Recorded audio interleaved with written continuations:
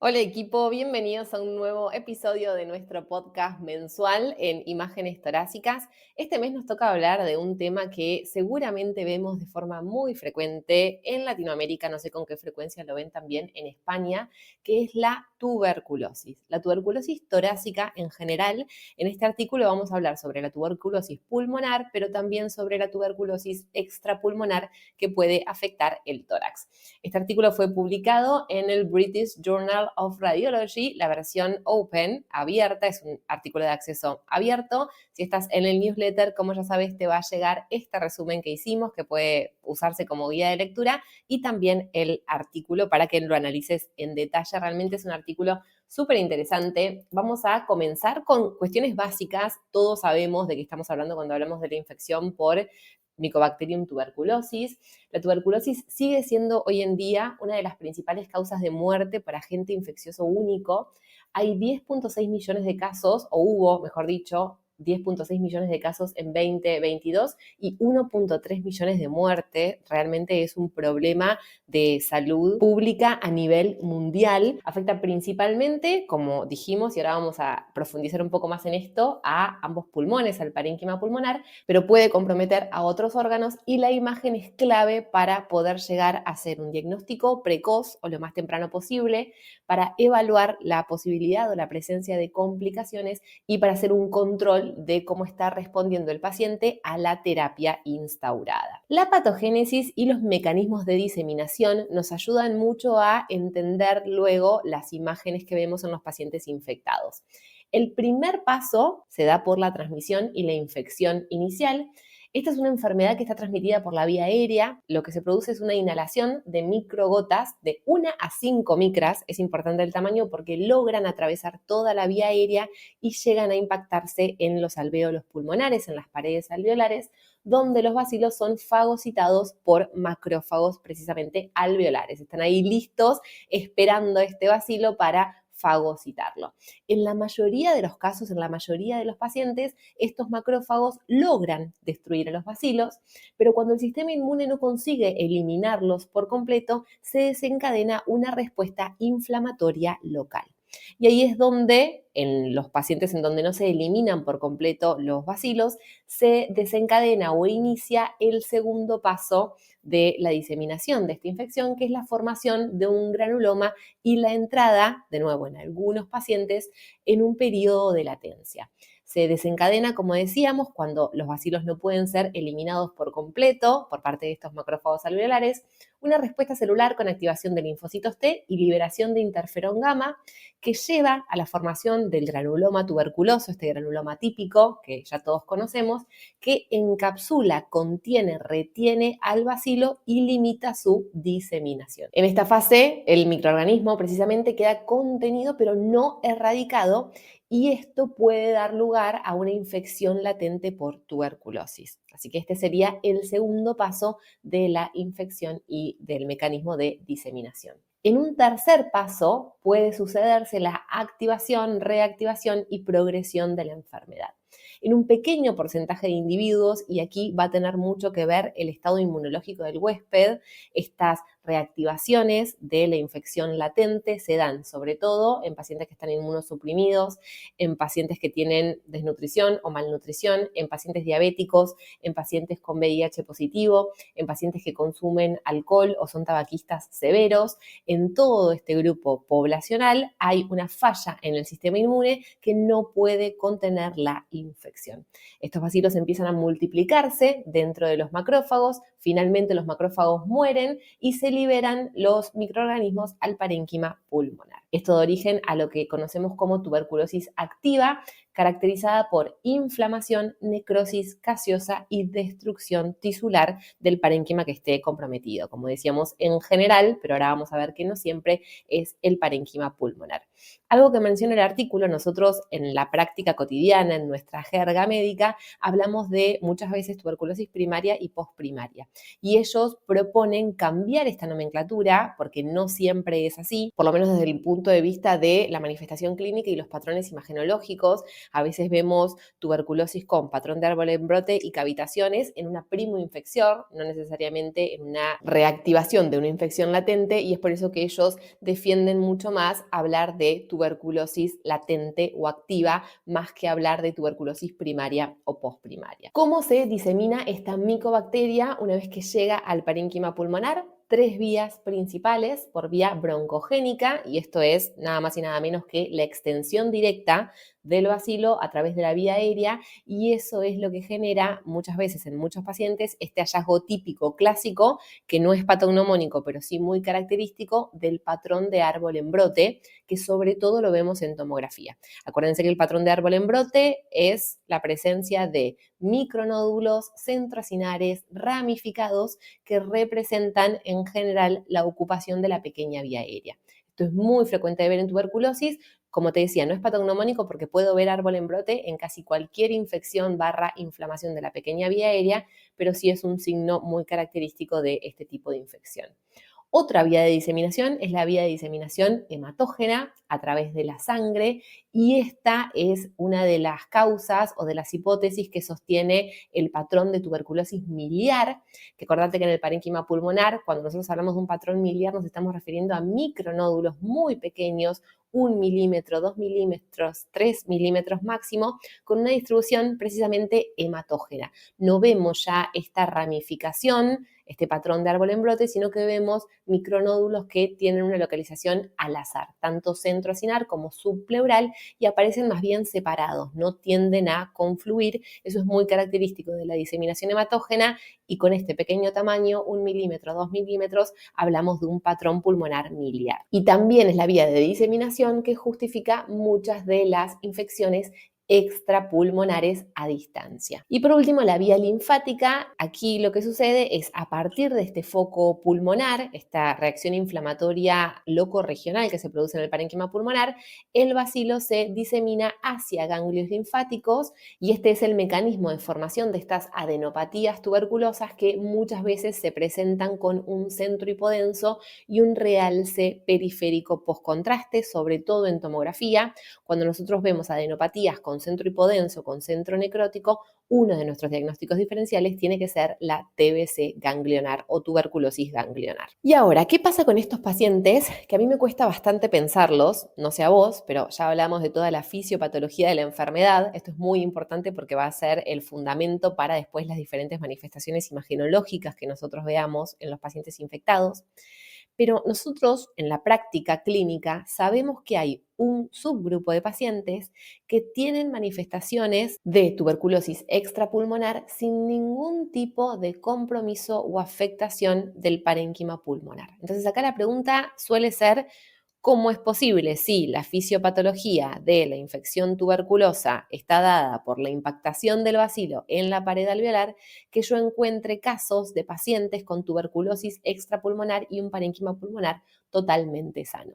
Y acá surgen hipótesis diagnósticas que siguen sosteniendo que la vía de diseminación es por vía aérea, con impacto en el parénquima pulmonar, pero de lo que hablan es de una reproducción de bacilos que rápidamente pasan o al torrente sanguíneo o a la vía linfática, y allí quedan latentes, sin generar cambios inflamatorios significativos, macroscópicos, que nosotros podamos ver en imágenes en el parénquima pulmonar, y eventualmente con algún episodio de alteración del sistema inmunológico puedan estos bacilos que están en sangre o que están en la vía linfática reactivarse, generando una infección, una inflamación extrapulmonar que puede ser vertebral, ganglionar o a nivel abdominal, por ejemplo, ¿no? Entre tantos otros. Esta sería una explicación de la fisiopatología de aquellos pacientes que vemos que, si bien no son la mayoría, no son un gran porcentaje, existen, que no tienen ningún tipo de compromiso pulmonar, pero sí presentan manifestaciones de tuberculosis extrapulmonar. Puede ser pleural, pericárdica, ganglionar. Vamos a pasar ahora sí a lo que todos queremos saber: cómo evaluamos a estos pacientes con imágenes, qué herramientas tenemos para evaluarlos. Y acá el artículo nos menciona 4 pilares desde el punto de vista de las imágenes para hacer una evaluación exhaustiva de los pacientes. La radiografía de tórax suele ser el primer método de elección para hacer screening, tamizaje de aquellos pacientes que tienen alto riesgo de padecer tuberculosis o que tienen sospecha clínica de enfermedad. Es un estudio que es accesible, que es fácil, que es rápido, que si los hallazgos son sutiles, podemos no llegar a verlos, pero que nos permiten separar a los pacientes si vemos hallazgos francos pulmonares de infección tuberculosa. Entonces, siempre la radiografía como primer estudio para comenzar la evaluación de estos pacientes que sospechamos que puedan tener tuberculosis, ya sea por clínica o por exposición ambiental, ¿no? Por contacto estrecho con un paciente que ya fue diagnosticado con tuberculosis. La tomografía computada es el gold standard imagenológico para hacer la evaluación de esta patología. Nos permite hacer una evaluación muy detallada, evaluar la extensión y el patrón, que es muy importante, la presencia de cavernas, ahora vamos a ver más adelante, pero patrón de árbol en brote, un patrón miliar o incluso estos compromisos extrapulmonares, torácicos, que también pueden ser vistos en la infección por tuberculosis, pueden ser evaluados con mucho detalle en la tomografía computada. PET-TC no lo hacemos habitualmente, no lo hacemos de rutina, es un estudio un poco más complejo y la indicación, según lo que plantea este artículo, es para aquellos pacientes que uno intente descartar lesiones multifocales o que quiere evaluar la respuesta metabólica a la terapia que el paciente está haciendo, ¿sí? Quizás morfológicamente haya cambios pulmonares o en otro órgano afectado que no cambien significativamente a lo largo del tiempo, pero si yo tengo disminución de la actividad metabólica de la lesión, eso también puede ser una manifestación de respuesta al tratamiento antituberculoso. Así que puede reservarse para casos muy puntuales en esos contextos. Y por último, el ultrasonido, la ecografía, muy útil si tenemos derrame pleural, por ejemplo, acá lo muestra el artículo muy bien, y sobre todo para hacer la guía imagenológica para toma de biopsia o drenaje de, por ejemplo, en este caso derrame pleural, más adelante vamos a ver otro caso muy interesante en donde se usa ecografía, pero sobre todo lo mencionan como una herramienta para guiar mejor posibles drenajes o posibles biopsias de las lesiones que nosotros ya hayamos identificado y diagnosticado con otros métodos imagenológicos. El diagnóstico confirmatorio, nosotros podemos tener una alta sospecha de infección micobacteriana tuberculosa, pero se hace con alguno de estos métodos, ¿sí? Todos tienen pros y contras.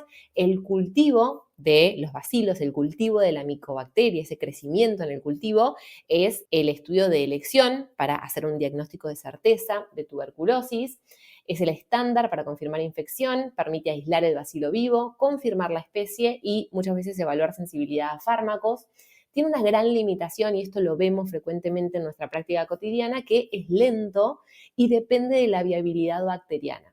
Los resultados pueden ser negativos incluso en casos confirmados histológicamente, ¿sí? Esta micobacteria tarda en crecer y muchos pacientes nos apuran en implementar una terapéutica. Entonces, esta dicotomía con respecto a los tiempos muchas veces en la práctica clínica sucede y se nos plantea el interrogante, ¿no? ¿Cómo manejarnos con estos pacientes que tienen una alta sospecha clínica, alta sospecha imagenológica de infección micobacteriana, pero cultivos negativos? Hay otras dos estrategias para hacer el diagnóstico de certeza de esta infección. El test de amplificación de ácidos nucleicos tiene alta especificidad, más del 95%, incluso en muestras con baciloscopía negativa.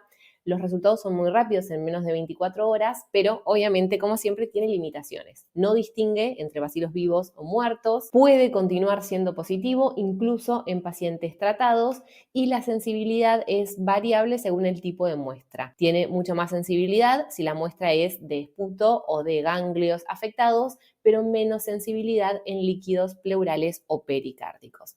Y por último, el GenExpert, que es un test molecular automatizado que detecta no solo el ADN del complejo Mycobacterium tuberculosis, sino que también detecta mutaciones que están asociadas a la resistencia de rifampicina, que es uno de los fármacos que se usa para el tratamiento de esta infección. Así que es otra herramienta que también puede utilizarse para confirmar el diagnóstico.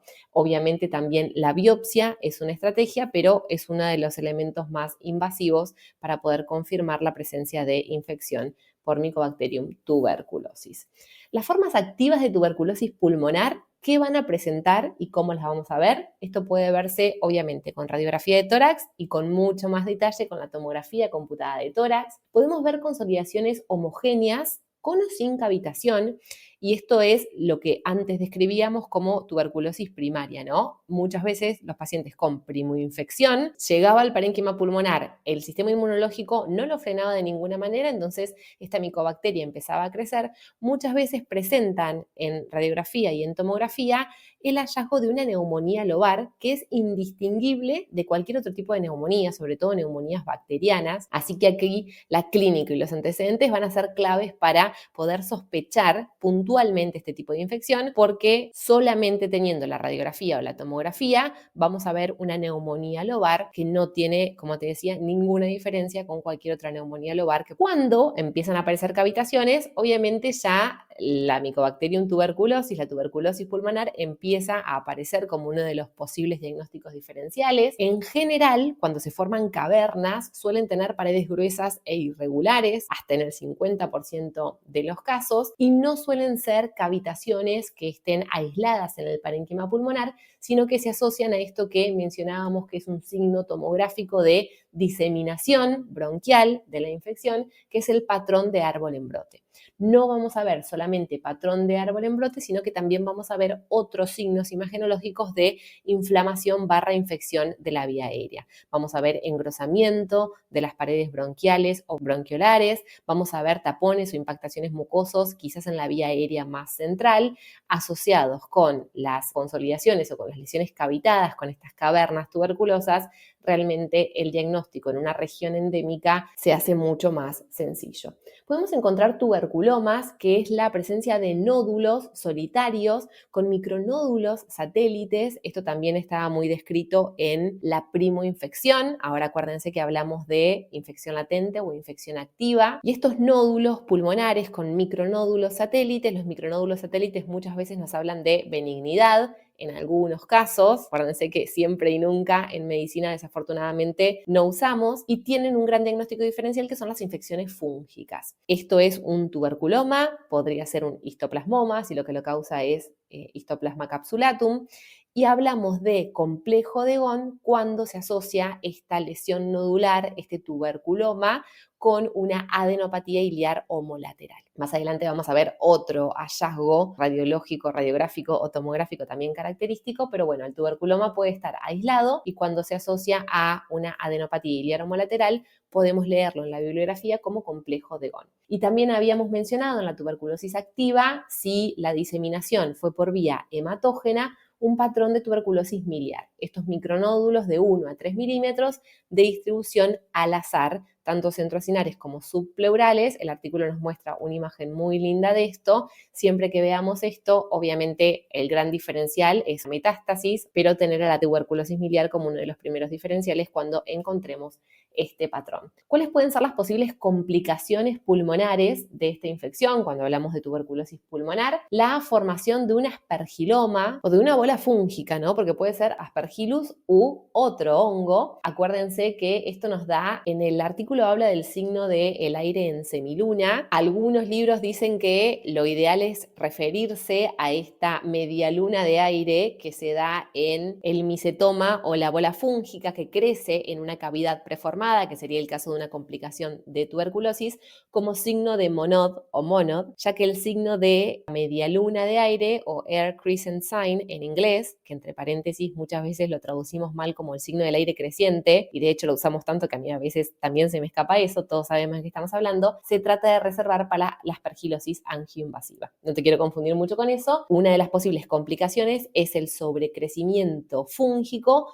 dentro de esta cavidad secuelar que quedó de la infección tuberculosa. Otra posible complicación es la formación de un aneurisma de Rasmussen o aneurisma micótico de arterias pulmonares. Esto se da por la afectación de la pared de alguna de las ramas de la arteria pulmonar dentro de este parénquima infectado, puntualmente con Mycobacterium tuberculosis. Eso genera debilitamiento de la pared y la dilatación focal que puede dar lugar a un aneurisma, y de no estar diagnosticado y de no ser tratado en forma oportuna, hay pacientes que pueden llegar a tener una complicación que es la hemoptisis masiva por rotura de este aneurisma, así que es un elemento que tenemos que ir a buscar de forma dirigida y la única forma de diagnosticarlo es hacer un estudio contrastado, ¿no? Puntualmente una tomografía con contraste óptimamente en un un tiempo pulmonar, arterial pulmonar, ¿no? Lo que muchas veces denominamos como protocolo para TEP, pero en este caso protocolo para descartar la presencia de aneurismas pulmonares. Y otro tipo de secuelas, bronquiectasias, fibrosis locorregional del parénquima afectado, calcificaciones ciliares, y acá este es el otro complejo del que también quería hablarte. Acuérdate que dijimos complejo de Ghon cuando tenemos el tuberculoma con la adenopatía iliaromolateral. Complejo de Ranke es cuando tenemos el granuloma calcificado asociado a la adenopatía iliaromolateral también calcificada. Muchas veces en muchos libros vas a leer complejo de Ghon o complejo de Ranke como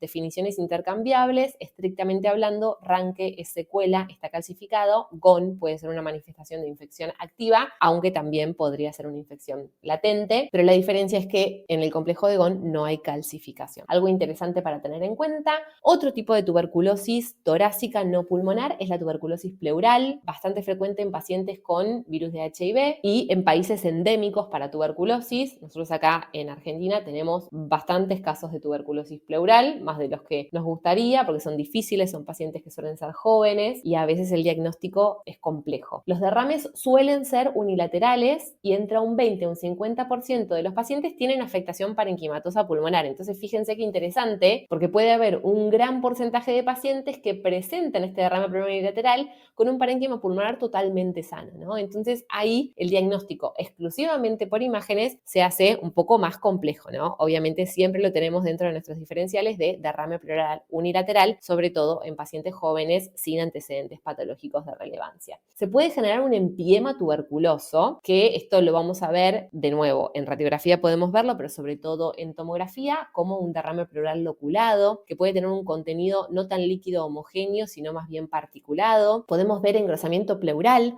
tanto de la pleura parietal como de la pleura visceral, con intenso realce postcontraste. Por eso siempre que sospechemos empiema tuberculoso o de otra etiología, es ideal administrar contraste endovenoso. Y una posible complicación muy extrema que yo vi 2 veces solamente en toda mi carrera es el empiema necessitans, que se produce porque ustedes saben que cualquier colección purulenta en el cuerpo intenta salir, intenta irse del cuerpo. Es por eso que se producen las fístulas. En este caso, muchas veces los empiemas lo que hacen es fistulizar, extenderse hacia la pared torácica e incluso pueden abrirse a través de la superficie cutánea con un drenaje espontáneo de este material purulento. Y el artículo nuevamente tiene imágenes muy interesantes, cómo podemos hacer un primer diagnóstico del derrame pleural en radiografía, cómo podemos analizarlo exhaustivamente en tomografía, cómo podemos usar la ecografía como guía para el drenaje de este derrame pleural, para tomar muestra, por ejemplo, y también cómo podemos llegar a ver este empiema necessitans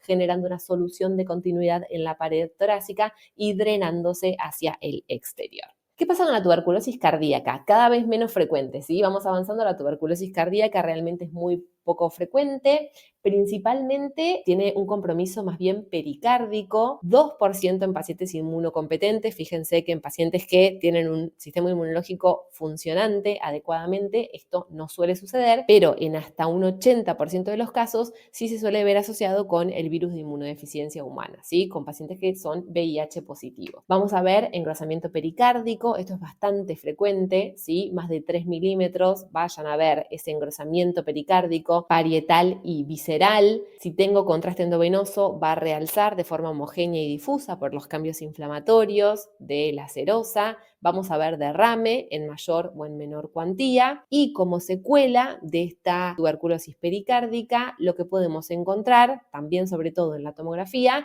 son calcificaciones pericárdicas, ¿sí? Como cualquier pericarditis, si estas calcificaciones son extensas o si se genera fibrosis del pericardio, puede el paciente tener una complicación que es la pericarditis constrictiva. Y también el artículo muestra, después si lo lees vas a ver las imágenes en detalle, son imágenes muy interesantes, cómo podemos llegar a ver el derrame pleural en radiografía, en tomografía. Más allá del engrosamiento del pericardio, no hay un elemento que a mí me diga que este derrame pericárdico es por tuberculosis y no es de otra etiología, ¿sí? Obviamente siempre terminamos diciendo lo mismo, pero clínica, antecedentes y hallazgos imagenológicos van a ser las claves después, obviamente si tenés datos de laboratorio, vamos a sumar toda esa información para terminar de sugerir nuestro diagnóstico diferencial o nuestra sospecha diagnóstica. Y después también nos muestra cómo se pueden ver las placas pericárdicas calcificadas como una secuela de esta infección tuberculosa. Podemos tener compromiso, también una tuberculosis de la pared torácica, y acá lo que describe el artículo es que vamos a tener lesiones osteolíticas sin reacción osteoblástica. Esto nosotros lo vimos en un mal de Pot, en una tuberculosis vertebral, paciente joven, sin antecedentes patológicos de relevancia, sin un compromiso muy marcado de su sistema inmunológico, que de hecho viene a nuestro hospital con sospecha de un tumor vertebral. Luego de múltiples ateneos, múltiples imágenes, se logra el diagnóstico de tuberculosis vertebral y el paciente lo que tenía es precisamente lesiones osteolíticas difusas que comprometían más de un nivel vertebral, tanto cervical como torácico. Así que interesante la presentación. La presencia también nos menciona el artículo de abscesos fríos con realce periférico, postcontraste, este centro líquido necrótico con realce periférico y posible extensión a partes blandas o incluso a la región mamaria y a la glándula mamaria. El artículo nos muestra imágenes de tomografía computada, nos habla de que el compromiso de la pared torácica puede ser con origen en la pared, que puede ser, como te decía, la columna vertebral o incluso en arcos costales, o que sea una extensión directa desde una tuberculosis pleural que intenta atravesar la pared torácica para comunicarse con el exterior. Nos muestra la presencia de lesiones osteolíticas y aquí, ojo, tener en cuenta que si vamos a hacer un PET-TC, un estudio metabólico, estas lesiones también son ávidas por el radiotrazador, también tienen alta actividad metabólica, son metabólicamente activas. Entonces, si nuestra sospecha diagnóstica, nuestro diagnóstico diferencial es con un tumor osteolítico o con una metástasis, el PET en ese sentido quizás no sea tan útil para marcar con certeza la diferencia diagnóstica. Y por último, esto sí, yo no lo vi nunca, yo no hago mama, pero quizás ustedes sí hayan visto en su entorno, tuberculosis mamaria. Y de lo que mencionan es que mucho cuidado con las lesiones nodulares o difusas en las mamas que pueden simular carcinoma. De hecho, muchas pacientes, y nos muestra un caso, mamografías con lesiones focales de bordes irregulares, altamente sugestivas de proceso neoproliferativo mamario. Nos muestra cómo se pueden llegar a ver estas lesiones en la ecografía, son colecciones líquidas con contenido particulado. Nos habla del engrosamiento, ¿sí? El aumento del espesor de la piel suprayacente a esta infección o incluso la presencia de un trayecto fistuloso de esta colección con la superficie cutánea puede orientarnos al diagnóstico y podemos tener linfadenitis axilar con calcificaciones gruesas post-tratamiento, ¿no? Mucho compromiso ganglionar porque es la primera estación de drenaje de esta infección mamaria. Nuevamente el artículo, como te decía, nos muestra imágenes de mamografía, nos muestra imágenes de ecografía y nos muestra imágenes de cómo la ecografía, lo mismo que ocurre con el derrame pleural, sirve mucho para hacer un drenaje con guía ecográfica, un drenaje mucho más dirigido a esta colección. Llegamos al final de este artículo haciendo un repaso bastante exhaustivo de todas las posibles manifestaciones de la infección tuberculosa en el tórax, tanto pulmonares como extrapulmonares. Algunas ideas importantes del artículo: la tuberculosis, una gran imitadora o simuladora de otras patologías, así que si estamos en una región endémica, siempre tenerlo como un posible diagnóstico diferencial. La tomografía es una de las herramientas más valiosas para hacer tanto diagnóstico como evaluación de extensión y de complicaciones de esta infección. Conocer los patrones radiológicos clásicos evita errores y retrasos en el tratamiento. En la práctica, si ustedes están expuestos a estos pacientes con esta infección, muchas veces el diagnóstico de certeza tarda, demora, y que el radiólogo pueda decir con seguridad: este patrón es altamente sugestivo de tuberculosis. Quizás no tengamos el diagnóstico de certeza, pero sí ayudemos mucho a los médicos tratantes a tomar decisiones. Y por último, la radiología, ya sea los radiólogos y las imágenes que estos radiólogos interpretan, como una pieza clave fundamental en el control de una enfermedad que desafortunadamente todavía está muy vigente. Hasta acá llegamos con el artículo de este mes. Espero que te haya gustado, que te haya servido. Como siempre, ya sabes, si estás suscrito al newsletter, te llega el artículo por mail y este resumen de lectura que quizás te sirva para ordenar las ideas. Yo te agradezco muchísimo por llegar hasta acá y nos escuchamos en diciembre con el próximo podcast mensual de Imágenes Torácicas. Hasta la próxima.